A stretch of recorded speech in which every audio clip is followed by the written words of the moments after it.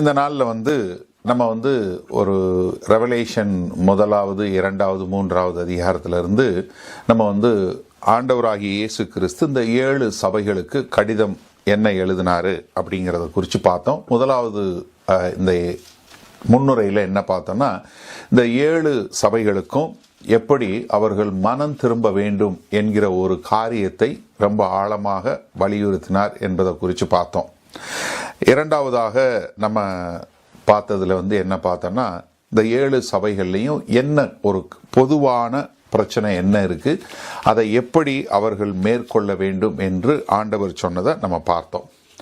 இந்த நாளில் நம்ம எபேசியர் கடிதத்துக்கு போறதுக்கு முன்பாக, எபேசு சபைக்கு ஆண்டவராகிய இயேசு கிறிஸ்து சொன்ன காரியத்தை குறித்து நம்ம பார்க்கறதுக்கு முன்பாக ஒரு சரித்திர பின்னணி என்ன நடந்தது, நமக்கு இந்த சரித்திர பின்னணி எப்படி பார்க்க போறோம்னா, ஆண்டவராகிய இயேசு கிறிஸ்து மரித்து உயிரில் தெழுந்ததிலிருந்து இந்த கடிதம் எழுதுகிற வரைக்கும் சபை எப்படி போராட்டத்தில் போய் கொண்டிருந்தது அப்படிங்கிறத பார்த்துட்டு, அதற்கு பின்பாக இன்னொரு கால அளவு என்ன பார்க்க போறோம்னா, அதாவது இந்த கடிதம் எழுதப்பட்டது 95, 96வது வருடம்.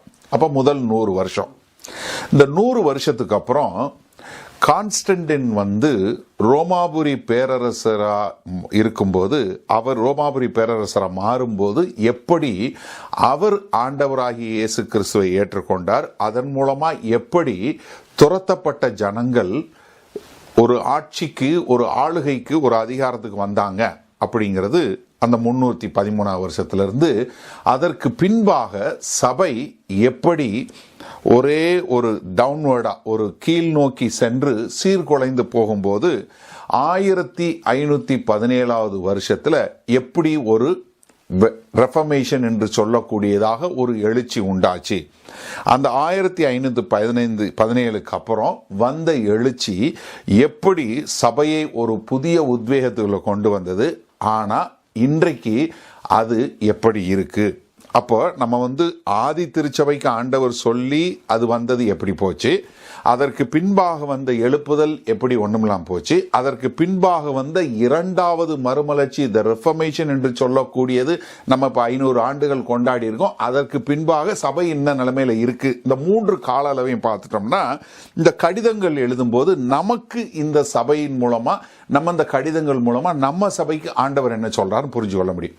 இந்த 3 கால அளவு, ஏன்னா இதை நீங்க வச்சுக்கிட்டீங்கன்னா ரொம்ப ஈஸியா புரிஞ்சு கொள்வதற்கு வசதியா இருக்கும். முதலாவது கால அளவுல பாத்தீங்கன்னா 33 ஆண்டவராகிய இயேசு கிறிஸ்து மரித்து உயிர் தெழுந்த பின்பு முதலாக 34வது வருஷத்துல அந்தியோக சபையில பேதுரு அந்த சபையை உருவாக்குறத நம்ம பார்க்க முடிகிறது. அங்கதான் முதலா கிறிஸ்தவர்கள் என்று சொல்லக்கூடிய பதம் அழைக்கப்படுவதை நம்ம பார்க்கிறோம். அதற்கு பின்பாக யோசேப்பு, அரிமத்தியா ஊரானாகிய யோசேப்புன்னு சொல்றோம் இல்லையா, அவர் தான் முத நம்ம வாழுகிற இந்த பிரிட்டனுக்கு வந்தார். அது கிளாஸ்டன்பரிங்கிற ஊருக்கு அவர் தான் வந்தார்.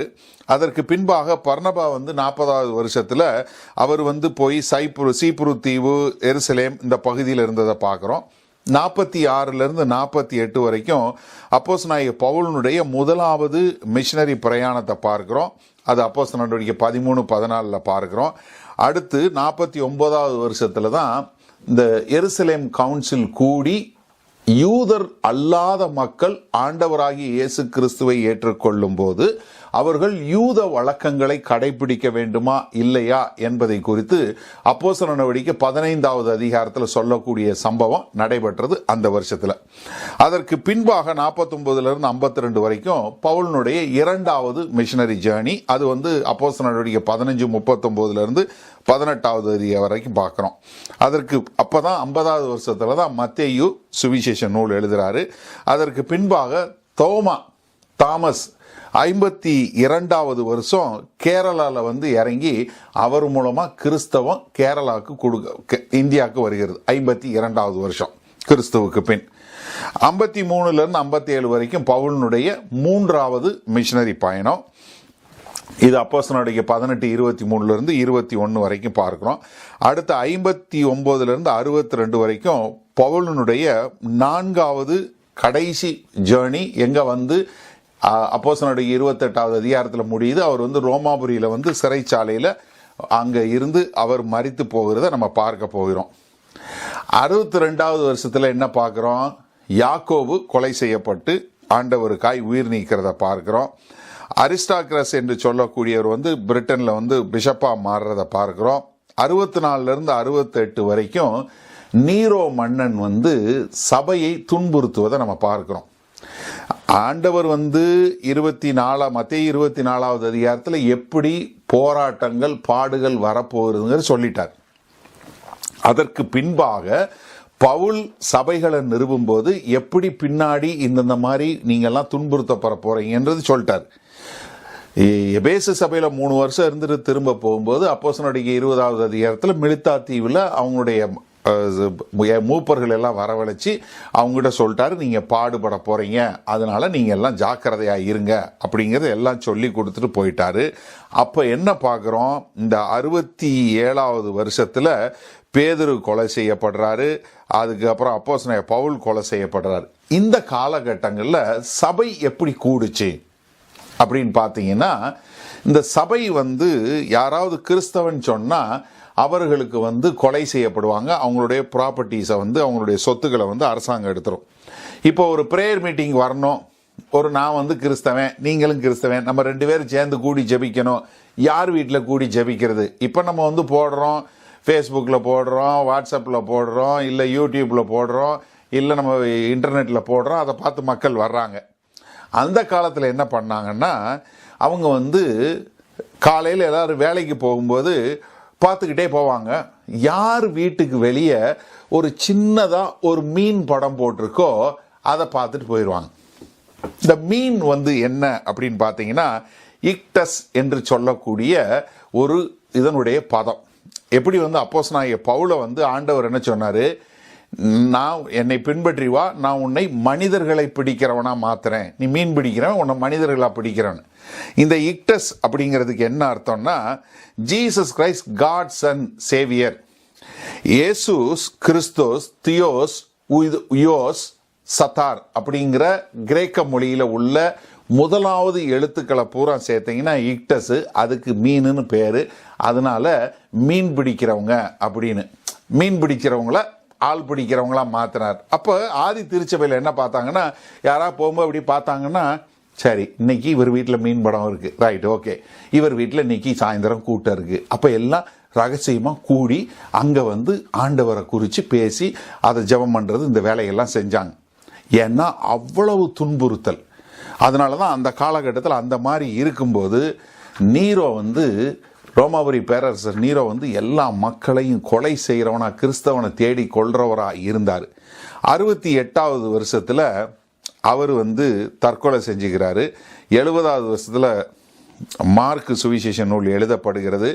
70வது வருஷத்தில் டைட்டஸ் வாஸ்பியன் என்று சொல்லக்கூடிய ரோமாபுரி ராஜா என்ன பண்றாரு? எருசலேமை தரமட்டமா ஆக்கி ஒரு செங்கல் மேல ஒரு செங்கல் இல்லாதபடி முழுமையா அழிச்சு போட்டு ஆண்டவர் சொன்ன வார்த்தையை அப்படியே நிறைவேற்றினதா 70வது வருஷத்துல நடைபெற்று போயிருது.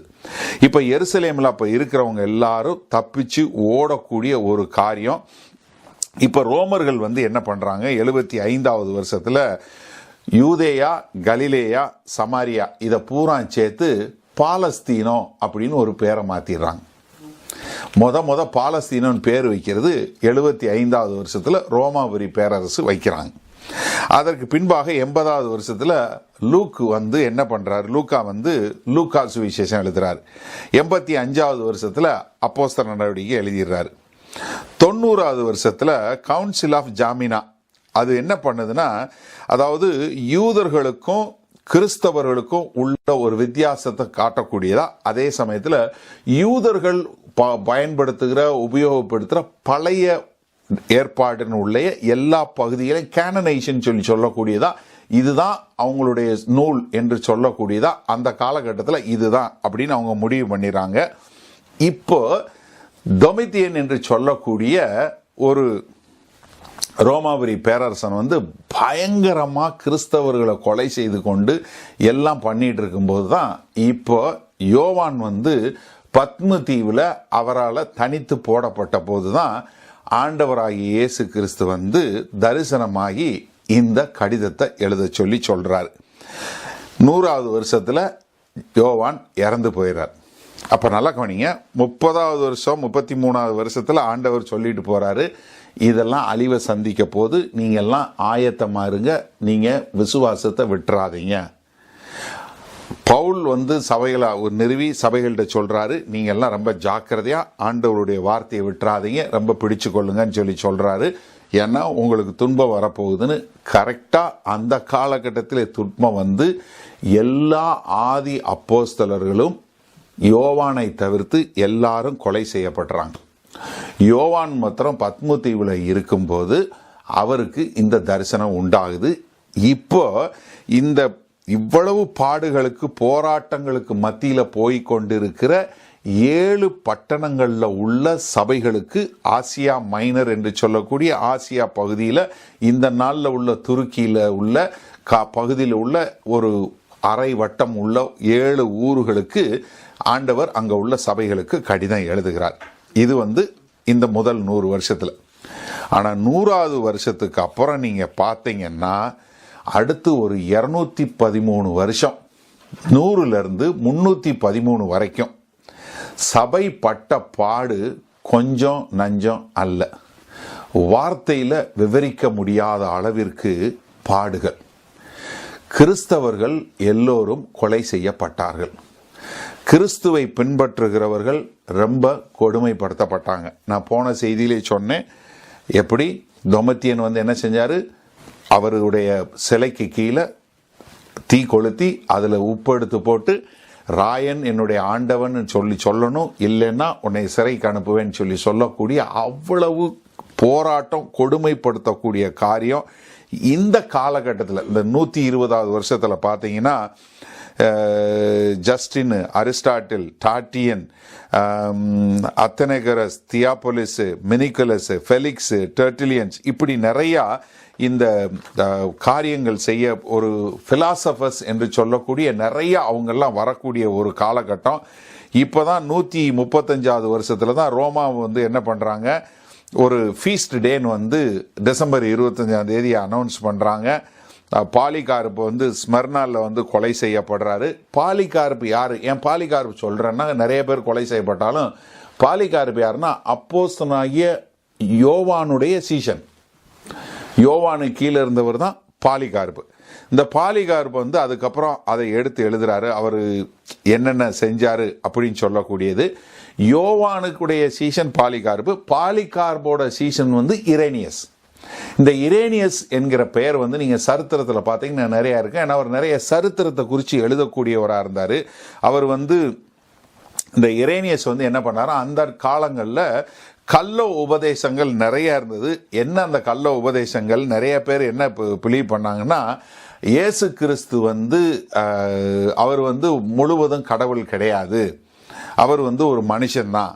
இன்னொரு பகுதி மக்கள் என்ன சொன்னாங்க, அவர் சாதாரண ஆளு. இன்னொரு மக்கள் அவர் மனுஷன், அவர் கடவுள். இப்படி பலதரப்பட்ட கள்ள உபதேசங்கள் வரும்போது அதெல்லாம் எழுதினவர் இந்த இரேனியஸ். இதுக்கப்புறம் கவுன்சில் ஆஃப் கார்த்தேஜ் நடக்குது. அதுக்கப்புறம் டயலிஷியன் ரோமாவுடைய பேரரசரா அவர் நிறைய கிறிஸ்தவங்களோ கொலை பண்றாரு. கிட்டத்தட்ட அவர் அந்த நாட்கள்ல ஏறக்குறைய 2593 போர்ச்சேவர்களை ஒரே நாளில் கொலை செய்கிறாரு. அது ஒரு பெரிய சிசிலியாங்கிற பட்டணத்தில் கொலை செய்கிறாரு. ரொம்ப ஒரு வரலாற்றில் அது ரொம்ப இதாக இருக்குது. அதற்கு பின்பாக பார்த்தீங்கன்னா 300வது வருஷத்தில் ஏறக்குறைய ஒரு 10.5%, 10.5% ஆஃப் ரோமன் பாப்புலேஷன். இப்போ நம்ம இந்த 2020வது வருஷத்தில் நம்ம யுனைடெட் கிங்டமோட பாப்புலேஷன் பார்த்தீங்கன்னா 60 மில்லியன். அதே மாதிரி அன்னைக்கு 62 மில்லியன். 62 மில்லியனுக்கு தமிழ் எப்படி சொல்றது? 6 கோடியே 20 லட்சமா? ஆமா, 6 கோடியே 20 லட்சம் பேர். 62 கோடியில் 6 கோடியே 20 லட்சம், கரெக்ட். 6 மில்லியன்னா 6 கோடியே 20 லட்சம்.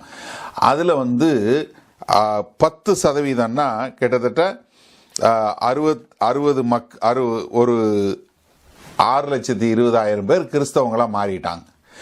இப்படி வந்த கிறிஸ்தவங்க அங்க இருக்கும்போது என்ன நடக்குதுன்னா, 311வது வருஷத்துல நான் எபேசியர்ல சரித்திரத்துல சொல்லும்போது ஒரு காரியம் உங்களுக்கு சொல்லி கொடுத்தேன். என்னன்னா, மெலிவியன் பிரிட்ஜ் அப்படின்னு சொல்லக்கூடிய ஒரு வரலாற்று சிறப்பு மிக்க ஒரு யுத்தம் நடந்துச்சு. என்னன்னா, கான்ஸ்டன்டின் த கிரேட் இறந்ததுக்கு அப்புறம் அவருடைய பையனும் அவருக்கு எதிராக அவருடைய போர் சேவகராகிய மெக்சண்டிஸ் என்று சொல்லவருக்கும் ரொம்ப 2 பேருக்கும் போராட்டம் வருது, யாரு அடுத்து அரசனா வருவது. இப்ப மெக்சண்டிஸுக்கு அவர் ராணுவ தளபதினால மெக்சண்டிஸுக்கு கீழே திரளான படை சேவகர்கள் இருக்காங்க, போர் தளபதிகள் இருக்காங்க. ஆனா கான்ஸ்டன்டின் கூட ஆளுங்க இல்லை. இப்ப கான்ஸ்டன்டின் அங்க படையெடுக்க போயிருக்கிறார். அங்க போய் போராடும் போது இந்த மில்லிவியன் பிரிட்ஜ் என்று சொல்லக்கூடிய அந்த பாலத்துக்கு இந்த பக்கம் இருக்கிறாங்க, பாலத்துக்கு அந்த பக்கம் அவங்க இருக்கிறாங்க. இருக்கும்போது என்ன நடக்குது, ராத்திரியில அவருக்கு ஒரு தரிசனம் உண்டாகுது. ஒரு வெள்ளை கலர் ஒரு தரிசனத்துல என்ன பார்க்கிறாரு, ஒரு சிலுவையில கொடி பிடிச்சு இந்த சிலுவை அடையாளம் போட்டு நீ இந்த கொடியை பிடிச்சிட்டு போனேன்னா நீ யுத்தத்துல வெற்றி பெறுவ அப்படின்னு ஒரு தரிசனம் அவருக்கு உண்டாகுது.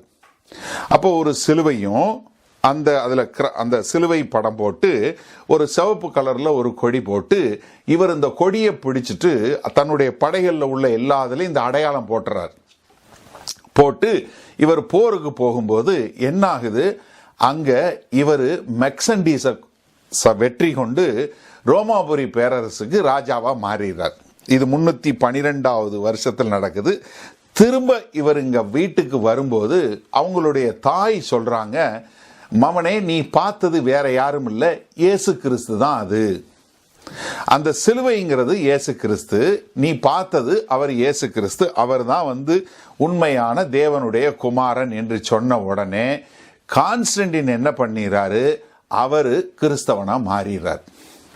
அப்போ 95ல டொமிஷியன் ராயனால துன்பப்பட்டு ஓடிக்கொண்டிருந்து அதற்கு பின்பாக தங்களுடைய உடைமைகள் எல்லாவற்றையும் இழந்து பயந்து வாழ்ந்து கொண்டிருந்த கிறிஸ்தவர்கள் முதலாக ஆட்சிக்கு வரக்கூடியது. ஏன்னா கான்ஸ்டன்டின் ராயனா வந்த உடனே என்ன பண்ணாரு, இவங்களுக்கு எல்லாருக்கும் சபையை கொடு.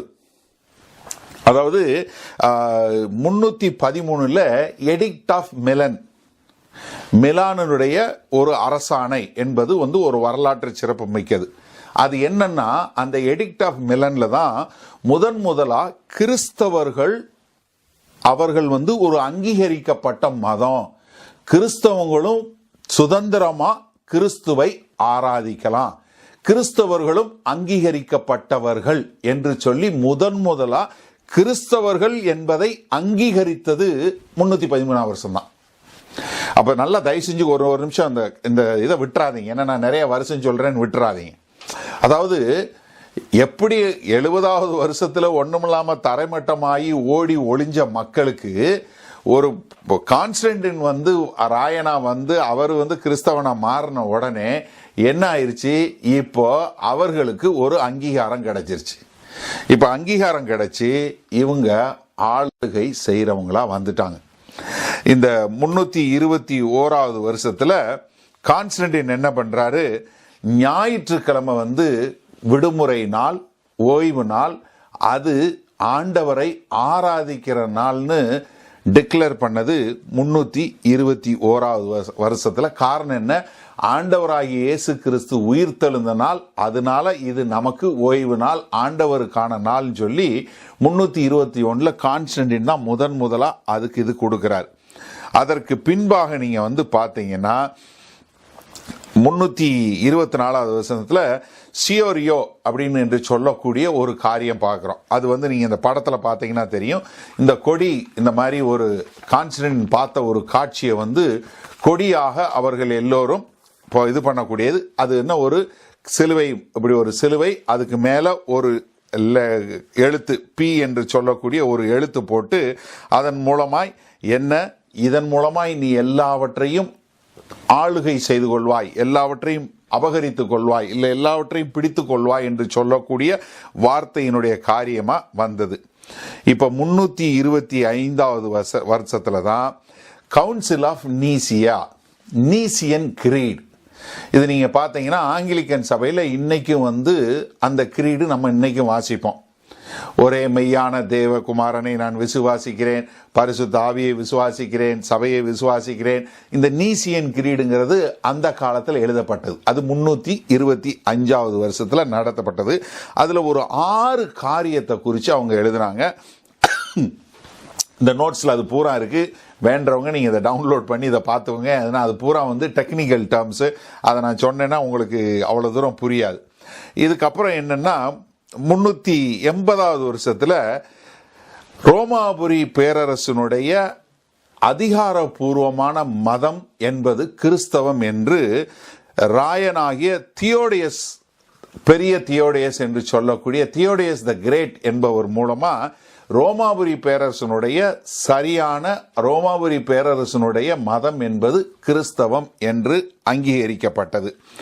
அப்ப என்னாச்சுன்னா ரோமாபுரியில வந்து பிஷப் ஆஃப் ரோம் என்று சொல்லக்கூடிய பட்டம் உருவாகி அங்க அவர் என்ன ஆயிட்டாரு, இப்போ அந்த பிஷப்புக்கு வந்து மரியாதை, கௌரவம், அந்தஸ்து, அது மாத்திரமல்ல அவங்களுக்கு வந்து அவங்க என்னென்ன செய்ய முடியுமோ எல்லாம் செய்யக்கூடியதாக. இப்போ போப் கிரகரி I என்று சொல்லக்கூடியவர் வந்து என்ன பண்றாரு, இந்த வெஸ்டர்ன் வேர்ல்டில் உள்ள எல்லாரையும் கொண்டு வந்து எல்லாம் சேர்த்து இப்போ சபை ஆளுகிற அதிகாரத்திற்கு வந்துருச்சு. என்ன ஆயிடுச்சு, இப்போ போப்பு யாரை அபிஷேகம் பண்ணி யாரை ராஜாவாக்குறாரோ அவங்க தான் ராஜா. நல்ல கவனிங்க, ஓடி ஒளிஞ்ச காலம் போய் இப்போ நான் ராஜாவை யார் பேரில் நான் எண்ணெயை ஊற்றி இவர் தான் ராஜான்னு சொல்றேன், அவர் ராஜா. அப்போ நான் ஏன் வைக்கிற ஆள் தான் ராஜா. இப்போ நான் ஒளிஞ்ச காலம் போய் என்னையை நம்பி தான் எல்லாரும் வாழக்கூடிய காலம் வந்தது. இந்த காலகட்டத்தில் இன்னொரு சம்பவம் நடந்தது. 393வது வருஷத்தில் நம்ம புதிய ஏற்பாடு பழைய ஏற்பாடு சேர்ந்து நம்ம இன்னைக்கு வச்சிருக்கிற பைபிள் கேனன் என்று சொல்லக்கூடியதாக ஒரு முழுமை செய்யப்பட்டது. வேதாகமம் நமக்கு அப்பதான் அவங்க வந்து 393 பண்ணாங்க. 397 council of Carthage, 393 council of Hippo, 390 council of கார்த்தேஜ்ல. அதுக்கப்புறம் நீங்க வந்து பாத்தீங்கன்னா சபை என்ன ஆயிடுச்சு, இப்போ ஆளுகை செய்யக்கூடியதா வந்துருச்சு. ஆளுகை செய்யக்கூடியதா வந்த உடனே சபை வந்து என்ன பண்ணுச்சு, மற்றவர்களை துன்புறுத்தக்கூடியதா மாறிடுச்சு. வேத வசனத்திலிருந்து அவங்க கொஞ்சம் கொஞ்சமா போக ஆரம்பிச்சாங்க. இப்பதான் இந்த 590வது வருஷத்திலிருந்து 1517வது வருஷம், கிட்டத்தட்ட 1000 வருஷம் சபை கிறிஸ்தவம் என்கிற ஒன்று ரோமாபுரியினுடைய ஒன்றிணைக்கப்பட்ட திருச்சபை, ரோமன் கேத்தலிக் சர்ச். கேத்தலிக்னா யூனிவர்சல் என்ற அர்த்தம். ஏன்னா நீங்க அது வந்து டினாமினேஷனா போயிருச்சு இன்னைக்கு. ஆனா முழுமையான அர்த்தம் என்ன, ரோமாபுரியினுடைய ஒன்றிணைக்கப்பட்ட சபை தான் Roman Catholic church, Roman universal church. அந்த சபை என்ன பண்ண ஆரம்பிச்சிருச்சு, ஆளுகை செய்யக்கூடியதா, துன்புறுத்தக்கூடியதா, அவங்க சொல்றதுதான் சட்டம்னு சொல்லக்கூடிய பெரிய காரியத்துல வர ஆரம்பிச்சது. இப்போ ஒரு 700வது வருஷத்துல வந்து என்ன வருது, இந்த மேற்கத்திய நாடுகளில் உள்ள சபைக்கும் கிழக்கத்திய நாடுகளில் உள்ள சபைகளுக்கும் ஒரு பிரிவினை உண்டாக ஆரம்பிக்குது. இந்த காலகட்டத்தில் தான் குருசேடர்ஸ் என்று சொல்லக்கூடிய ஒரு காரியம் வந்தது. இவர்கள் கிறிஸ்தவருக்காக கிறிஸ்தவ மிலிட்டரி இயக்கம். இவங்க போய் என்ன பண்ணாங்கன்னா, நான் அந்த ஆரிஜின் ஆஃப் பீப்புளை இஸ்லாம் பற்றி சொல்லி கொடுத்தேன். இஸ்லாமில் வந்து பார்த்தீங்கன்னா 700வது வருஷத்தில் 632 முகமதுக்கு பின் வந்த மக்கள் எல்லாம் சேர்ந்து அவங்க பிடிச்சு அவங்க எல்லாம் வந்து இடங்களை பிடிக்க வரும்போது அவர்கள் வந்து எருசலேமை சேர்த்து பிடிச்சதுனால 1100வது வருஷத்துக்கு பக்கத்தில் 1090க்கு பக்கத்தில் இந்த குருசேடர்ஸ் என்று சொல்லக்கூடிய கிறிஸ்தவ மிலிட்டன்ட் இயக்கம் என்று சொல்லக்கூடியவங்க போய் என்ன பண்ண ஆரம்பிச்சாங்க, அவங்க போய் எருசலேமை கைப்பிடிக்க ஆரம்பிச்சாங்க. இப்போ என்ன, சண்டை போடுற ஒரு ஆளா மாறிட்டாங்க, ஒரு பவர்ஃபுல் மதமா மாறிட்டாங்க. இந்த காலகட்டத்தில் என்னன்னா இவங்க வந்து எபிரேயம் பேசல. அப்ப என்ன பண்ணாங்க, லாட்டின் மொழியில எல்லாத்தையும் எழுதிட்டாங்க.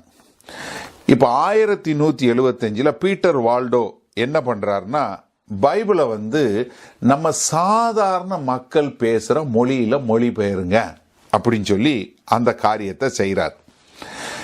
இப்போ இன்னொரு காரியத்தை நான் உங்களுக்கு சொல்லி ஆகணும். 1251 வருஷத்தில் கத்தோலிக்க சபை என்ன கொண்டு வந்ததுன்னா டிரான்ஸ்சப்ஸ்டான்சியேஷன்.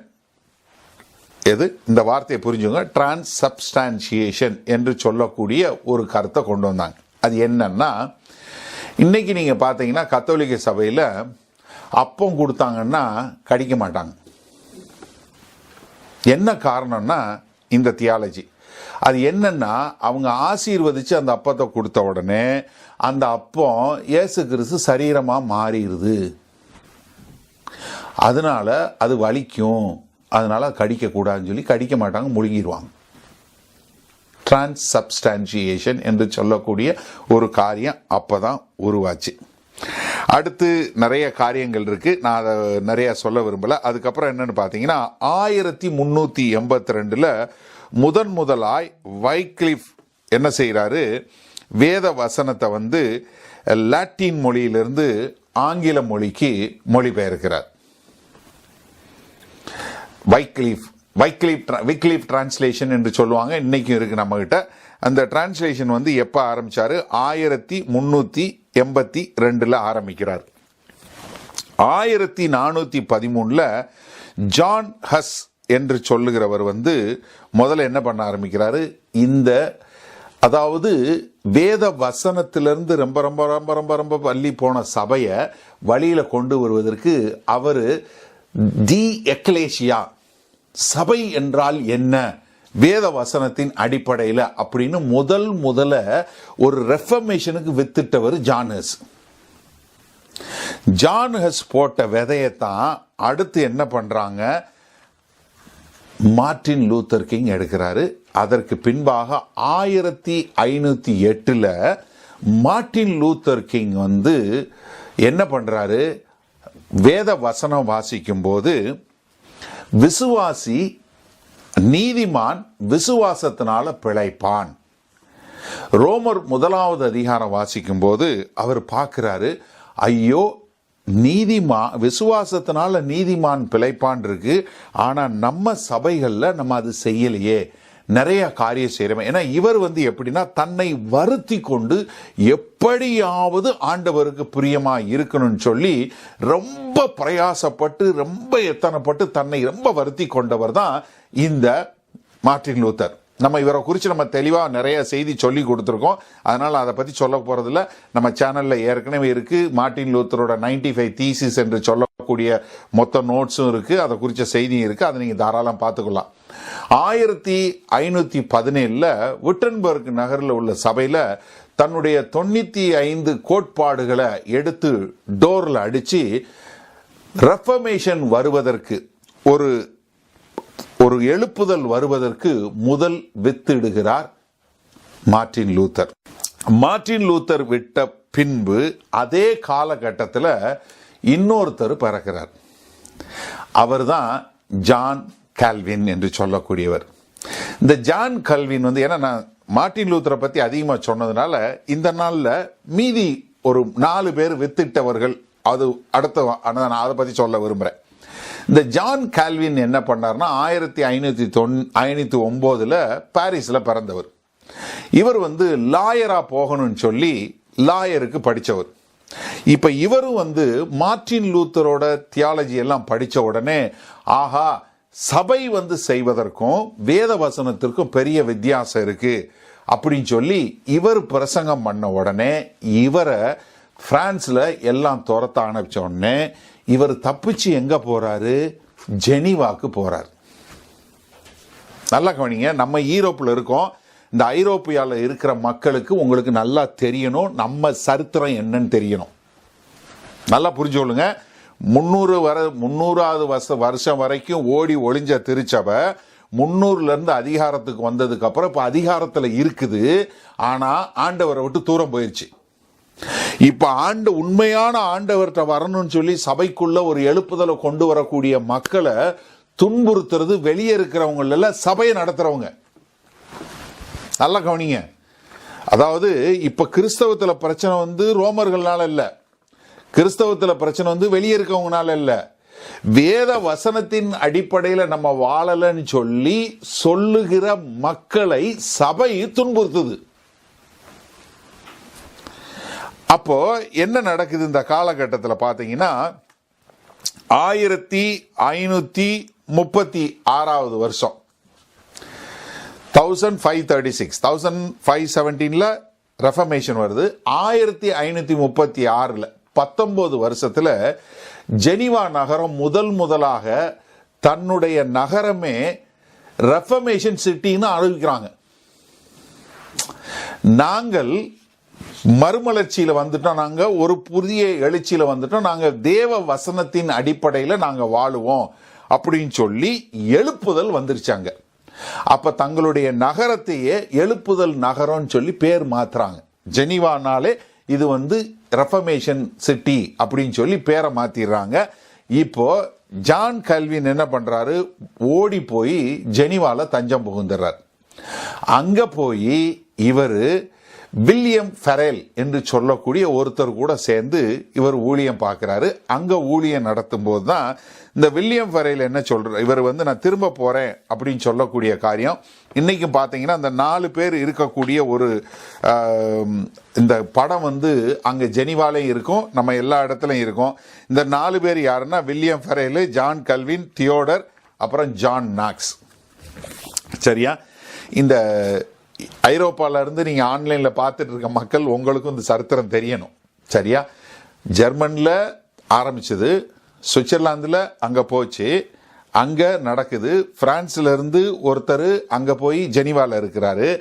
இப்ப அவரு அங்க இருக்கும்போது இங்க இங்கிலாந்துல இருந்து ஒருத்தர் போறார், ஜான் நாக்ஸ் அவர் பேர். அவரும் ஜெனீவாவுக்கு போறார். அவரும் போய் இப்போ அவரும் இந்த ரெஃபர்மேஷனை கற்றுக்கொள்கிறார். 1559 என்ன பண்றாருன்னா, ஜெனீவால த யூனிவர்சிட்டி ஆஃப் ஜெனீவான்னு ஒன்று ஆரம்பிக்கிறார். ஜான் கால்வின் ஆரம்பிச்சு அங்க ஒரு பைபிள் காலேஜும் ஆரம்பிக்கிறார். அந்த பைபிள் காலேஜுக்கு பேரே செமினரி ஆஃப் டெத். ஏன்னா யாரெல்லாம் அங்க பைபிளை கத்துக்கொண்டு வெளியே போய் பைபிளை பிரீச் பண்ணாங்கன்னா அவங்கள சபை கொலை செய்தது. உலகத்தார் கொலை செய்யல, அந்நியர்கள் கொலை செய்யல, சபை கொலை பண்ணுது. கத்தோலிக்க சபை கொலை பண்ணுது. இவன் சபைக்கு எதிராக பேசுறான், வேத வசனத்தை பேசுறத பத்தி கவலைப்படல, சபைக்கு எதிராக பேசுறான். ஏன்னா சபை அதிகாரத்தில் இருக்கிறதுனால சபை என்ன பண்ணுது, அவர்களை கொலை செய்கிறது. அவர் ஏறக்குறைய ஒரு 2000 பேரை அங்க ட்ரெயின் பண்ணதை நம்ம பார்க்க முடிகிறது. ஜெனீவால இன்னைக்கும் கால்வின் அவர்கள், ஜான் கால்வின் பணியாற்றிய சபையும் அது இன்னைக்கு மானுமெண்டா வச்சிருக்கிறாங்க. அவர் என்ன வேலை பார்த்தாரு, எவ்வளவு மேனுஸ்கிரிப்ட் எல்லாமே அங்கே இருக்கிறத நம்ம இன்றைக்கும் பார்க்க முடியும். தயவு செய்து சுவிட்சர்லாந்தில் இருக்கிறவங்க நீங்க போய் பாருங்க, உங்க நாட்டுடைய சரித்திரத்தை தெரிஞ்சு கொள்ளுங்க. இன்னைக்கு அநேக தமிழ் மக்கள் சுவிட்சர்லாந்தில் இருக்கிறீங்க. உங்களுக்கு உங்க தேசத்தினுடைய வரலாறும் கிறிஸ்தவத்தினுடைய வரலாறும் தெரிய வேண்டிய அவசியம். அதே போல ஜெர்மன்ல இருக்கிறவங்க நீங்க போய் நீங்க தயவு செய்து உட்டன்பர்க் போங்க. மார்ட்டின் லூத்தர் மூலமாய் எழுப்புதலை கற்றுக்கொள்ளுங்க. எப்படி எழுப்புதல் வந்தது என்பது உங்களுக்கு தெரிய வேண்டும். இந்த ஜான் நாக்ஸ் இருக்கிறாரு பாருங்க, பாரிஸ்ல இருக்கவங்க ஜான் கல்வினை படிங்க தயவு செஞ்சு. நம்ம இங்கிலாந்துல ஸ்காட்லாந்துல இருக்கிறவங்க ஜான் நாக்ஸோட வாழ்க்கையை எடுத்து படிங்க. ஜான் நாக்ஸ் என்ன பண்ணாரு, அங்கிருந்து போய் கற்றுக்கொண்டு அவரு எங்க வந்தாரு, ஸ்காட்லாண்டுக்கு வந்தார். இப்போ ஜான் கல்வின் ஸ்வீடன்ல இருந்து சுவிட்சர்லாந்துல இருந்து பிரான்ஸுக்கு மீதி இடங்களுக்கு செய்யறாரு. ஜான் நாக்ஸ் இங்க ஸ்காட்டிஷ் ரெஃபர்மேஷன் கொண்டு வந்துட்டாரு. ஸ்காட்லாண்டை இப்போ எல்லா இடங்கள்லையும் எழுப்புதல் கொண்டு வரக்கூடியது. இப்போ ஒரு சிவில் லா படிக்கிறது எப்படி, கடன் கொடுக்கறது எப்படி, வட்டிக்கு என்ன எப்படி இது பண்ணணும், இந்த ஒரு சட்ட திட்டங்கள் எல்லாவற்றையும் கொண்டு வருவதற்கு, எஜுகேஷன் சிஸ்டம் கொண்டு வருவதற்கு எல்லாத்துக்குமே வித்திட்டவர்கள் இவர்கள். இவங்க கொண்டு இப்படித்தான் இங்க ஒரு ரெஃபர்மேஷனை கொண்டு வராங்க, இப்படிப்பட்ட ஒரு எழுப்புதலை கொண்டு வர்றாங்க. இப்போ 1522 பார்த்தீங்கன்னா மார்ட்டின் லூத்தர் புதிய ஏற்பாடை ஜெர்மன் பாஷையில டிரான்ஸ்லேட் பண்ணிறாரு. 1526 வில்லியம் டிண்டேல் என்ன பண்றாரு, பிரிண்டிங் பிரஸ் கண்டுபிடிச்ச கொஞ்ச நாள்லயே அவர் கிரேக்கத்திலிருந்து ஆங்கிலத்தில் பைபிளை மொழிபெயர்த்துறார். நீங்க நல்லா பாருங்க, காமன் சாதாரண நம்மள மாதிரி இருக்கிற மக்கள் யாருமே லத்தீன் மொழி பேசுறது இல்லை. ஆனா பிரீஸ்ட் லத்தீன்ல பேசுவார், லத்தீன்ல பாட்டு பாடுவார், லத்தீன்ல இருந்து வாசிப்பார், யாருக்கும் எதுவுமே புரியாது. இத ஆங்கிலத்தில் அவங்கவுங்க சொந்த மொழியில மொழிபெயர்த்தாங்க. என்ன செஞ்சிருக்கணும் சபை? அவங்கள பாராட்டி இருக்கணும். ஆனா என்ன தெரியுமா செஞ்சது? வில்லியம் டிண்டேல் மாத்தினார். வில்லியம் டிண்டேல் என்ன பண்ணாங்க, இவர் ரோமாபுரிக்கு எதிராக பாவம் பண்ணாருன்னு சொல்லி இவரை செக்கு ஆட்ட வச்சு கடைசியில் அவரை உயிரோட வச்சு கொளுத்தி கொன்னுட்டாங்க. கொன்னி அவர் அடக்கம் பண்ணிட்டாங்க. அதுக்கு பின்னாடி இன்னொரு போப் வந்தார். தயவு செஞ்சு நீங்கள் சரித்திரத்தை எடுத்து பார்க்கணும். அவர் என்ன பண்ணார், வில்லியம் டிண்டேலை புதைச்ச இடம் எங்கன்னு கேட்டு அந்த எலும்பு கூட்டை எடுத்து அதை செக்கில் போட்டு அரடான்னு ஆட்டி அந்த எலும்பு கூட ஒன்றும் இருக்கக்கூடாது, அது பூரா தூள் தூளாக மாறணும்னு சொல்லி அதை எடுத்து தூள் தூளாக மாற்றினாங்க. யோசிச்சு பார்க்க முடியுதா? சபை ஆண்டவருடைய வார்த்தை எல்லாரும் கற்றுக்கொள்ளணுங்கிறத இல்லாம எப்படி சபை தனக்கு எதிராக ஆண்டவருடைய ரத்தத்தினால சிந்தி சம்பாதிக்கப்பட்ட ரவ அதே சபை இதுக்கு எதிராக பண்ணக்கூடிய காரியம்.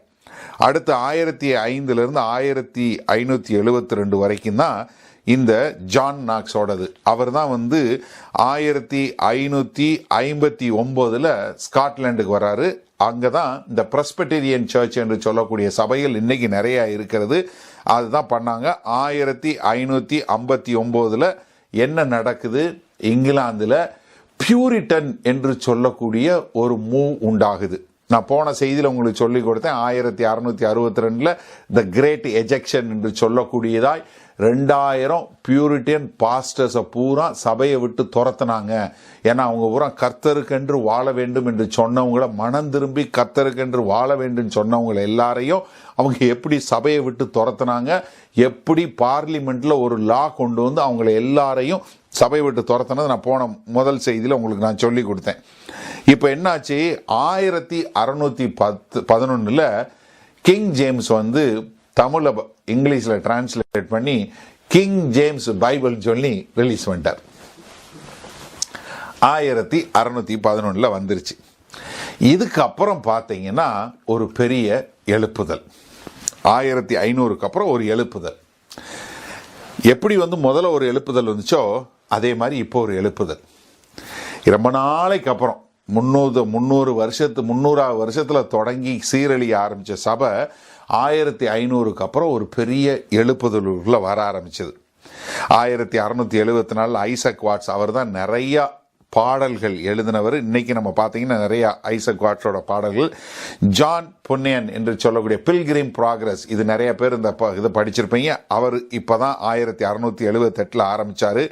1729 ஜோனத்தன் எட்வர்ட்ஸ் என்று சொல்லக்கூடிய இங்கிலாந்து பிரீச்சர் நார்த்தாம்ப்டன்ல பிரசங்கம் பண்ண ஆரம்பிச்சாரு. அவரோட one of the very book எழுதின அருமையான புஸ்தகம் sinners in the hands of an angry God என்று சொல்லக்கூடிய ஒரு அருமையான புஸ்தகத்தை எழுதி ஒரு பெரிய எழுப்புதலை கொண்டு வருவதற்கு இருந்தார். 1758 தான் ஜான் அண்ட் சார்ல்ஸ் வெஸ்லி என்று சொல்லக்கூடியவங்க ரட்சிக்கப்பட்டாங்க. 1739 கிரேட் விக்ஃபீல்டு மூலமா அமெரிக்க தேசத்துல ஒரு பெரிய அவேக்கனிங் என்று சொல்லக்கூடிய காரியம் வர ஆரம்பிச்சது. அடுத்து வில்லியம் கேரி இந்தியாவுக்கு ஒரு மிஷனை 1793 ஆரம்பிச்சாரு. ஜார்ஜ் முல்லர் 1836 பிரிஸ்டல்ல அவர் ஆர்ஃபனேஜ் தொடங்கினாரு. அதுக்கப்புறம் நீங்க பாத்தீங்கன்னா சார்ல்ஸ் பர்ஜன் 1834 பயங்கரமா பிரசங்கம் பண்ணாரு. 1854 சைனா இன்லேண்ட் மிஷன் டிஎல் மூடி ஆரம்பிச்சாரு. அப்ப 1600 இருந்து 1800 வரைக்கும் ஒரு பெரிய எழுப்புதல். நீங்க பாத்தீங்கன்னா ஸ்காட்டிஷ் ரிவைவல், வெல்ஷ் ரிவைவல், இங்க ஒரே பிரசங்கம் அந்த மாதிரி. ஏன்னா எல்லாரையும் ஜெயில போட்டாலும் ஜெயில இருந்து பிரசங்கம் பண்றாங்க. அதெல்லாம் கேட்டு மக்கள் திருந்தக்கூடிய காரியம். அப்படி வரும்போது த கிரேட் அவேக்கனிங் வரக்கூடியது 18th செஞ்சுரியில் அப்படி ஒரு வரக்கூடியது என்ன ஆகுதுன்னா 1906 அசுசா ஸ்ட்ரீட் ரிவைவல் என்று சொல்லி கலிஃபோர்னியாவில் நடக்குது. இது ரொம்ப ஈஸி ஞாபகம் வச்சுக்கிறது. AZUSA அசுசா, அதான் அசுசா ஸ்ட்ரீட் ரிவைவல் கலிஃபோர்னியாவில் நடக்குது. பரிசுத்த ஆவியானவர் அருளப்படுகிறார். பரிசுத்த ஆவியானவருடைய அபிஷேகம் வந்ததுக்கு அப்புறம் நிறைய ஒரு ஆண்டவரை குறித்த ஒரு வெளிப்பாடு, ஒரு ஞானம், அப்படிப்பட்ட ஒரு பெரிய காலகட்டத்துக்குள்ள வருது. அப்படி வந்த சபை இப்போ இந்த 100 வருஷத்துக்குள்ள மறுபடியும் எங்கேயோ தரந்தாழ்ந்து போயிடுச்சு. நீங்க நல்ல சரித்திரத்தை பாருங்க. ஆண்டவர் 30 வருஷத்துல சொல்லிட்டு போறாரு. அடுத்த 30-40 வருஷத்துல ஒரு பயங்கரமான பெர்சிக்யூஷன். அதுக்கு பின்பாக இன்னொரு 30 வருஷம் கழிச்சு ஆண்டவர் பார்க்கும்போது சபை பார்த்தா மோசமா இருக்கு. அடுத்து ஒரு 200 வருஷத்துக்கு சபை தப்பி தவறி ஒடுமாறி ஓடுது.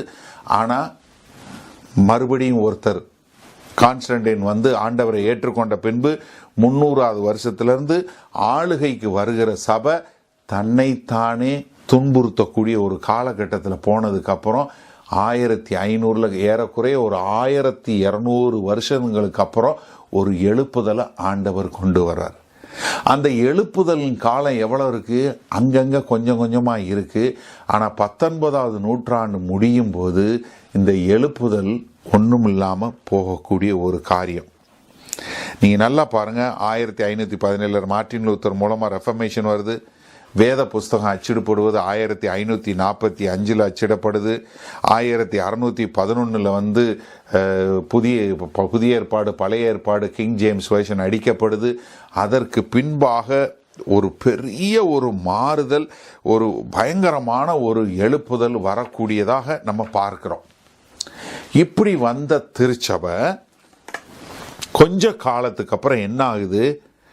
அப்படியே கொஞ்சம் கொஞ்சமா அனலும் இல்லாம குளிரும் இல்லாம போய் இன்றைக்கு கிறிஸ்தவம் என்பது ஒரு மாறுபாடான ஒரு காலகட்டத்துக்கு போயிடுச்சு. இப்ப நீங்க தயவு செய்து இந்த 3 காலகட்டத்தையும் அளவோட பாருங்களேன். அதாவது முதல் 100 வருஷம், அடுத்து 200 300 வருஷம், அடுத்து கான்ஸ்டன்டைன்ல இருந்து எழுப்புதல் வரும் வரைக்கும் 1500 வருஷம் வரைக்கும் உள்ள வருஷம், அதற்கு பின்பாக எழுப்புதலுக்கு அப்புறம் உள்ள வருஷங்கள். கொஞ்ச நாள் 40 வருஷம் அங்க ஒரு எழுப்புதல் இருக்கு, அப்புறம் போயிருது. அதற்கு பின்பாக 200 வருஷம் பாடு, ஆனா அதுக்கப்புறம் 1200 வருஷம் ஆட்சி. ஆனா அதுக்கப்புறம் எழுப்புதல் ஒரு 200-300 வருஷம், அதுக்கப்புறம் மறுபடியும் தரந்தாழ்ந்து போயிருது. இப்போ சபை எங்க இருக்கு? நம்ம வாழுகிற 2020வது வருஷத்துல நீங்க பார்த்தீங்கன்னா எப்போதும் இல்லாத அளவுக்கு இப்ப வேத வசனத்திற்கு தட்டுப்பாடு. முதல் முறையா உலகத்துல பிரிண்டிங் பிரஸ் கண்டுபிடிச்சது வேத புஸ்தகத்தை பிரிண்ட் பண்ணணும். வேதத்தை பிரிண்ட் பண்றதுக்காக தான் புஸ்தகமே கண்டுபிடிச்சாங்க, பிரிண்டிங் பிரஸ்ஸை கண்டுபிடிச்சாங்க. ஆனா இப்போ முதல் முறையா சரித்திரத்தில் வேத புஸ்தகம் அடிப்பது குறைந்து கொண்டு வருகிறது. அநேக கிறிஸ்தவ புத்தக சாலைகள் மூடப்பட்டு வருகிறது. இன்றைக்கு நம்ம டிஜிட்டல் உலகத்தில் வந்துட்டோம், இல்லைன்னு சொல்லலை. ஆனால் வேத வசனத்தை நாம் எந்த அளவுக்கு நேசிக்கிறவங்களாக இருக்கிறோம், எந்த அளவுக்கு வேத வசனத்தை அறிந்தவர்களாக இருக்கிறோம். வசனம் இப்போ நிறையா இருக்கு, ஆனால் அதை அறிந்தவர்களாய் தெரிந்தவர்களாய் இருப்பது குறைவாக இருக்கு. வசனத்தை கடைபிடிக்கிறவங்களுடைய எண்ணிக்கை குறைவாக இருக்கு. வசனத்தை பிடித்து கொண்டு தேவனை போல மாறி வாழ்றவங்க குறைவாக இருக்காங்க. இப்போ நீங்கள் யோசிங்க, ஐரோப்பாவில் இருக்கக்கூடிய தமிழ் சபைகள் மற்றும் அமெரிக்காவில் இருக்கக்கூடிய தமிழ் சபைகள், இந்தியாவில் இருக்க தமிழ் சபை, இலங்கையில் இருக்க தமிழ் சபைகள் மற்றும் உலகத்தில் உள்ள தமிழ் சபைகள், நீங்கள் நல்லா கவனிங்க. எங்கெல்லாம் பிரித்தானியா ராஜ்யம் வந்துச்சோ, அவங்க எங்கெல்லாம் போனாங்களோ அங்கெல்லாம் சுவிசேஷத்தை கொண்டு போய் கொடுத்தாங்க. அது சவுத் ஆப்பிரிக்காவாக இருக்கட்டும், இந்தியாவாக இருக்கட்டும், இலங்கையாக இருக்கட்டும், இல்லை ஆஸ்திரேலியாவாக இருக்கட்டும், இல்லை கனடாவாக இருக்கட்டும், இல்லை அமெரிக்காவாக இருக்கட்டும், இங்கெல்லாம் மிஷனரிகளை அனுப்பிச்சது யாரு? இந்த தேசம். இங்கிலாந்து தேசத்துல இருந்து ஆளுங்க போனாங்க. ஐரோப்பா தேசத்துல ஜெர்மனி ஒரு பெரிய, இந்த எழுப்புதல ஜெர்மன் ஒரு பெரிய பங்கு வகிக்குது. சுவிட்சர்லாந்து தேசம் இன்னொரு பெரிய பங்கு வகிக்குது. பிரான்ஸ் தேசம் அது ஒரு பெரிய பங்கு வகிக்குது. இங்கிலாந்து தேசம் அது ஒரு பெரிய பங்கு வகிக்குது. இங்கிருந்து அனுப்பப்பட்டு போன ஜார்ஜ் விக்ஃபீல்டு மற்றும் அவர்கள் செய்த, அமெரிக்காவில் உள்ளவங்க, கனடாவில் உள்ளவங்க, அவங்க செய்த காரியம் பெருசாக இருக்கு. இன்றைக்கு ஆண்டவர் நம்ம தமிழ் சபைகளை இந்த பகுதி முழுவதும் கொண்டு வந்து வச்சிருக்கிறார். நமக்கு இந்த சரித்திரம் தெரியணும்.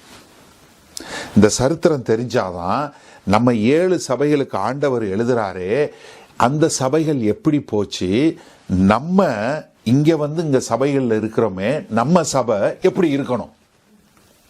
ஏன்னா எழுப்புதல் வந்த சபை இந்த மாதிரி போயிருச்சு, ஆண்டவர் எழுப்பி கொண்டு வந்த சபை இந்த மாதிரி இருக்குதே, நம்ம இன்னைக்கு எப்படி எழுப்புதல் வரணும், நமக்குள்ள நம்ம சபைகளுக்குள்ள எப்படி ஒரு எழுப்புதல் வர வேண்டியும், நம்ம சபைகள் எதற்காக இருக்கிறது, எதற்காக நீங்க சுவிட்சர்லாந்துல இருக்கவங்க எதுக்காக இருக்கிறீங்க, ஜெர்மன்ல இருக்கவங்க நீங்க எதுக்காக இருக்கிறீங்க, இங்கிலாந்துல இருக்க நம்ம எதுக்கு இருக்கிறோம், அமெரிக்கால இருக்கவங்க நீங்க எதுக்காக இருக்கிறீங்க, ஐயா இந்தியாவில் இருக்கிறீங்க, நீங்க வந்து உங்களுக்கு 52வது வருஷத்திலே ஆண்டவர் தோமாவை அனுப்பிச்சு உங்களுக்கு கிறிஸ்தவத்தை அனுப்பிச்சு வச்சாரு, நீங்க எதுக்காக சபைகள் இருக்கிறது, இன்றைக்கு எதற்காக சபைகளுடைய சரித்திரத்தை நீங்க படிச்சு பார்க்கும்போது இன்றைக்கு சபைகள் எந்த அளவுக்கு இருக்கணும், அதை விட்டு இன்றைக்கு சபைகளுக்குள்ள ஒரு எழுப்புதல் இல்லாம, சபைகளுக்குள்ள ஒரு வேத வசனத்தை குறித்த ஒரு கரிசனை இல்லாமல் இந்த காரியங்கள்லாம் செய்யக்கூடிய ஒரு பெரிய காலத்துல போய் கொண்டு இருக்கிறோம்.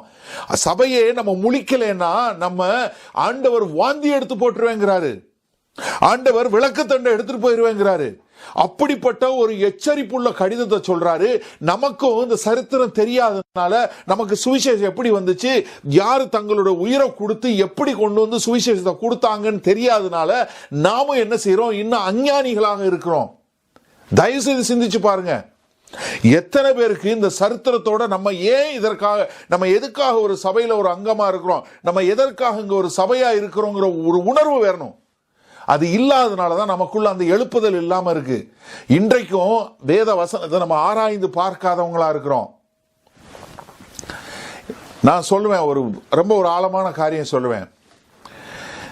எனக்கு தெரிஞ்சு நான் வந்து ஒரு 2015வது வருஷம் நினைக்கிறேன், நான் வந்து மார்ட்டின் லூத்தரை பத்தி ஒரு சரித்திரம் படிச்சுட்டு இருக்கும்போது தான் நான் அவங்க ஜான் கல்வினோட சரித்திரமும் படித்தேன். ஜான் கல்வினும் சரி, ஜான் நாக்ஸும் சரி, 2 பேரும் அந்த காலத்திலே, நல்லா கவனிங்க, 500 வருஷங்களுக்கு முன்பாக ஒவ்வொரு புஸ்தகத்தையும் எப்படி வாசிக்கிறதுன்னு புஸ்தகம் எழுதினாங்க. ஸ்டடி பைபிள் போட்டாங்க. Can you believe? 500 வருஷத்துக்கு முன்னாடி ஜான் நாக்ஸ் ஸ்காட்லாந்துல உட்கார்ந்து பைபிள், ஸ்டடி பைபிள் எழுதியிருக்காரு. அப்ப எப்படி இப்ப பிரிண்ட் பண்ணாங்க? கட்டையில எழுதி அந்த கட்டையை வந்து முக்கி அதுல இருந்து பிரிண்ட் அடிச்சுதான் பைபிள் பிரிண்ட் பண்ணது. இந்த டெக்னாலஜி கிடையாது. இன்னைக்கு நம்ம கிட்ட எவ்வளவோ டெக்னாலஜி வந்துருச்சு. அதனாலதான் நம்ம இன்னைக்கு ஏன் வந்து வசனங்களை எடுத்து வசனங்களாக போதிக்க வேண்டும், ஏன் ஒவ்வொன்றையும் எக்ஸ்பாசிட்டரி டீச்சிங் பண்ணணும் செய்யறது காரணமே இதுதான். ஏன்னா இன்றைக்கு சபைகளுக்குள்ள தாங்கள் எதற்காக இருக்கிறோம், வேத வசனம் எதற்காக எழுதப்பட்டது, தேவன் சபைகளிடமிருந்து என்ன எதிர்பார்க்கிறாருங்கிறது தெரியாத ஒரு நிலைமையில இருக்கிறதுனாலதான் நாம் அந்த எழுப்புதலை கொண்டு வருவதற்கு சபைகளுக்கு தன்னுடைய சரித்திரம் தெரியணும், தன்னுடைய தொடக்கம் தெரியணும், தாங்கள் எங்க இருக்கிறோங்கிறது தெரியணும். ஆண்டவர் எதற்காக தொட்டார், எதற்காக அழைத்தார், என்ன ஒரு சரித்திரத்தில் இருக்கும், என்ன ஒரு பொறுப்பை கொடுத்திருக்கிறாருன்னு தெரிஞ்சாதான் அதற்கேற்றார் போல வாழ முடியும். அப்போ நம்ம அந்த 7 கடிதங்களை, நம்ம 7 சபைகளுக்கு எழுதுற கடிதங்களை பார்க்கும்போது நம்ம சபையை நம்ம ஒப்பிட்டு பார்க்கணும். நம்ம சபைன்னா நீங்க இருக்கிற சபை, உங்க சபை எதுக்காக, உங்க சபையினுடைய சரித்திரம் என்ன. நம்ம எல்லாருமே கிறிஸ்துவின் அங்கம், நம்ம எல்லாருமே கிறிஸ்துவின் சபை. ஒரு சபை இங்கிலாந்துல ஒரு சபை, அப்படி தேசத்துல ஒன்று எடுங்க, முழுசா எடுக்கும்போது ஒரு சபையில நம்ம எல்லாரும் ஒரு அங்கம். அப்ப எனக்கு அருமையானவர்களே, விசேஷமான அந்த ஐரோப்பா தேசத்துல உள்ள ஒவ்வொரு தமிழர்களுக்காய் நான் கேட்கிறேன், உங்களுக்கு உங்க சரித்திரம் தெரியணுங்க. உங்களை எப்படி ஆண்டவர் ரட்சித்துங்க கொண்டு வந்தாருன்னு தெரியணும். விசேஷமா எனக்கு அருமையான இலங்கையிலிருந்து வந்த தமிழ் ஜனங்களே, என் அருமையான சகோதரர்களே சகோதரிகள், நான் உங்களை வேண்டி கேட்கிறேன். நீங்க கிறிஸ்தவத்திற்காய் செய்த காரியங்கள் ரொம்ப உன்னதமான காரியம். ஆனா மறுபடியும் ஒரு எழுப்புதலை ஆண்டவர் நம்ம மூலம் கொண்டு வரணும்னா நம்ம சரித்திரத்தை தெரிஞ்சு கொண்டு நம்ம எழும்பி நிற்கணும். அப்பதான் ஆண்டவர் நம்ம மூலம் ஒரு எழுப்புதலை கொண்டு வருவார். அதனால எனக்கு அருமையானவர்களே, நம்ம இந்த கடிதங்களை வாசிக்கும் போது நமக்கு ஆண்டவர் என்ன சொல்லுகிறார், நம்ம சபைக்கு என்ன சொல்லுகிறார், நாம் எப்படி இதுல வாழ முடியும், நாம் எப்படி நமக்குள் ஒரு எழுப்புதல் உண்டாக வேண்டும் என்கிற ஒரு கண்ணோட்டத்தில் நீங்க பார்த்தீங்கன்னா நிச்சயமா தேவன் நம்மை கொண்டு ஒரு பெரிய எழுப்புதலை கொண்டு வருவார். அதனால தான் இந்த ஒரு முயற்சி எடுத்து நான் உங்களுக்கு இந்த சரித்திரத்தை சொல்லியிருக்கேன். இதில் நிறைய வருஷங்கள், நிறைய கால அளவுகள் இருக்குது. இந்த நோட்ஸை டவுன்லோட் பண்ணி நீங்கள் பாருங்கள். உங்களுக்கு வேறு ஏதாவது இன்னும் மேலதிக விவரம் வேண்டுமென்றால் நீங்கள் எங்களுக்கு எழுதுங்க, நாங்கள் உங்களுக்கு சொல்லி கொடுக்குறோம்.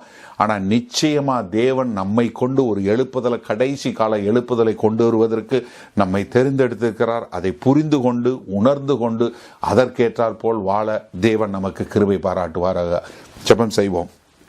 நல்ல ஆண்டவரே, இதோ நாங்கள் இந்த சரித்திரத்தை பார்த்தோம். ஆண்டவரே, ஆதியில ஓடி ஒளிந்து கொண்டிருந்த திருச்சபை உம்மை நம்பி வாழ்ந்தது. ஆண்டவரே, என்றைக்கு அதிகாரத்திற்கு வந்ததோ சபை தன்னைத்தானே பழித்து கொண்டதை நாங்கள் பார்க்கிறோம்.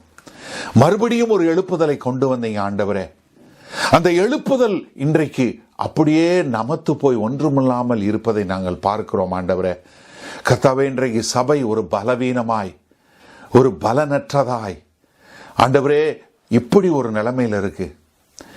ஆண்டவரே, எங்கள் இருதயம் துடிக்கிறது. எங்களுக்கு தெரியும் உம்முடைய இருதயம் எவ்வளவாய் கவலைப்படும் என்று. ஆண்டவரே, இந்த நாளில் நாங்கள் ஜெபிக்கிறோம். ஆண்டவரே, சபைகளுக்காய் ஜெபிக்கிறோம். ஆண்டவரே, இந்த ஐரோப்பிய தேசத்தில் உள்ள ஒவ்வொரு சபைகளுக்காய் ஜெபிக்கிறோம். ஆமாண்டவரே, அமெரிக்க தேசத்தில் உள்ள ஒவ்வொரு சபைகளுக்காய் ஜெபிக்கிறோம். கனடா தேசத்தில் உள்ள சபைகளுக்காய் ஜெபிக்கிறோம். இந்திய தேசத்தில் உள்ள சபைகளுக்காய் ஜெபிக்கிறோம். ஆஸ்திரேலியாவில் உள்ள சபைகளுக்காய் ஜெபிக்கிறோம். ஆசியாவில் உள்ள சபைகளுக்காய் ஜெபிக்கிறோம். தமிழில் உள்ள சபைகளுக்காய் ஜெபிக்கிறோம். ஆண்டவரே, என்ன நோக்கத்திற்காய் நீங்கள் தோமாவை அனுப்பி இதோ தமிழர்கள் இன்றைக்கு உலகம் முழுவதும் சிதறடிக்கப்பட்டு வைத்திருக்கிறீர்கள், எதற்காக சபைகள் தமிழ் சபைகள் உலகம் முழுவதும் பரவி இருக்கிறதுங்கிறது எங்களுக்கு தெரியாது ஆண்டவரே. ஆனால் ஒரு நோக்கம் இருக்கிறதை நாங்கள் பார்க்கிறோம் ஆண்டவரே. இந்த சரித்திரத்தை பார்க்கும்போது ஒரு நோக்கத்தை புரிந்து கொள்கிறோம் ஆண்டவரே. அதை உணர்ந்தவர்களாய் வாழக்கூடிய ஒரு தேவ ஞானம் உண்டாகட்டும் ஆண்டவரே. அதை உருவாக்கி ஆண்டவரே, அதை உமக்கென்று பாராட்டுகிற ஒரு கிருபை உண்டாகட்டும் ஆண்டவரே. அப்படி வாழும்போது ஆண்டவரே, இந்த தேசத்தில் ஆண்டவரே, இந்த பூமியில ஒரு எழுப்புதல், கடைசி கால எழுப்புதல், தேவனுடைய வருகைக்கு ஆயத்தப்படக்கூடிய ஒரு காரியம் உண்டாகட்டும் என்று இயேசு கிறிஸ்து நாமத்தினால் ஆசீர்வதிக்கிறோம் பிதாவே. அப்படி செய்ய போவதற்காய் நன்றி நன்றி நன்றியோடு உம்மை துதிக்கிறோம் ஆண்டவரே. வரப்போகிற நாட்களில் நாங்கள் இந்த கடிதத்தை வாசிக்கும் போது ஆண்டவரே, தேவ ஆவியானவர் தாமே எங்களுக்கு நாங்கள் எங்கே மாற வேண்டும், எப்படி மாற வேண்டும் என்பதை சொல்லிக் கொடுத்து ஆண்டவரே எங்களை தகுதிப்படுத்த வேண்டுமாய் எங்களை தாழ்த்தி ஒப்பு கொடுக்கிறோம். இயேசு கிறிஸ்து என்னும் விலையேறப்பட்ட நாமத்தினால ஆசீர்வதி ஜெபிக்கிறோம் ஜீவனுள்ள வல்ல பிதாவே, ஆமென். என் ஆத்மாவே கர்த்தரை ஸ்தோத்திரி, என் முழு உள்ளமே அவருடைய பரிசுத்த நாமத்தை ஸ்தோத்திரி. என் ஆத்மாவே கர்த்தரையே ஸ்தோத்திரி, கர்த்தர் செய்த சகல உபகாரங்களை மறவாதே. ஆமென்.